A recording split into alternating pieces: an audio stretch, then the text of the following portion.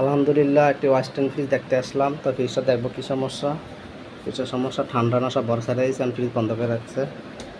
তো ফ্রিজটা বন্ধ, এটা নর্মাল। এখন দেখবো কী সমস্যা। Fridge western company fridge. তারপর পিছনে আসলাম, এখন দেখবো কী সমস্যা। মিটার লাগিয়ে তারপরে টার্মিনাল বক্সটা আমি খুলবো, এখানে মিটার লাগাবো। তারপর চালু দিলাম, কিন্তু হাই এম্পিয়ার লাগে, কম্প্রেসার চলে না। ঠিক আছে, দেখেন ঠিক 3 এম্পিয়ার রয়েছে, তার মানে কম্প্রেসার সমস্যা, কিক করে বন্ধ হয়ে গেছে।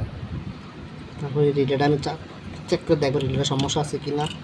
তো নতুনটা রিলে লাগাবো। আর আপাতত আমি এই পুরান রিলেটা চেঞ্জ করে নতুনটা রিলে লাগিয়ে দেখবো চলে কিনা কম্প্রেসার। ঠিক আছে, তো আমি এই যে পুরান রিলেটা খুলছি, এখন আমি এই নতুন রিলে লাগাইয়া দেখবো। যদি রিলেটা চলে যায় কম্প্রেসার তাহলে ওকে, আর যদি না চলে তাহলে কম্প্রেসার সমস্যা আছে। তো আমি নতুন রিলে লাগাইতেছি।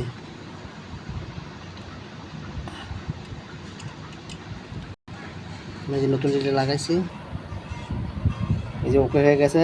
রিলের সমস্যা ছিল, এখন ফ্রিজ চালু হয়ে গেছে, দেখছেন 0.4, মানে ঠিক আছে। এখন কম্প্রেসার ঠিক আছে। পার্সের সমস্যা ছিল, এটা সমস্যা, রিলের সমস্যা ছিল। নতুন রিলে লাগানো চালু হয়েছে, চলতে আছে সুন্দর মতো।